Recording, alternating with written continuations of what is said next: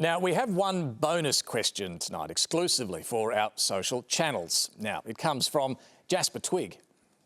For some time now, the coalition government has been telling us that their approach to emissions reductions is technology, not taxes. This is a catchy slogan, but I'm quite confused as to what it actually means. I presume the idea is that the government will invest in new technologies that will help to reduce emissions rather than imposing a carbon tax. But where will the money for new technologies come from, if not from taxes?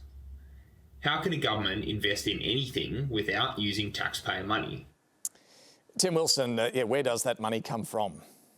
Well, there's $20 billion is provided from the taxpayer in terms of finance and different grants programs, but it's designed to mobilise private capital, so investors. And Simon, no doubt, is going to be one of those people who's going to apply for some of that funding for different activities or for financing for different activities so that we can actually all be part of the journey, because it's not just going to be up to government. It's always been relying on the private sector to invest. And, of course, there's also regulation which makes it possible to encourage incentives, and I talked before about how today we passed legislation to empower and enable technology like offshore wind on Australia's coastline.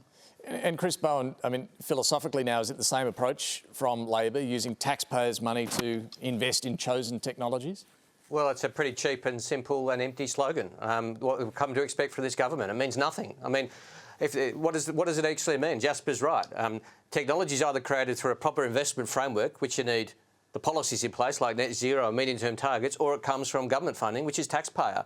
And if the government's really so concerned about taxes, why don't they cut the taxes on electric vehicles like we will and make them cheaper? It's just a complete nothing, nonsense excuse for a policy, which is a slogan, and Tony Abbott could have come up with it, and it's all they've got. OK, look, it may be a slogan, Chris Bowen, but ultimately, are you adopting the same approach, using taxpayers' money to invest in chosen technologies? But what is it? What does it mean? They've got a technology roadmap, which is a reasonable enough document, but it's like a restaurant menu. It's just got a list of technologies. There's no framework for which ones they're going to choose. There's no structure as to how the investment's going to be funneled into these technologies.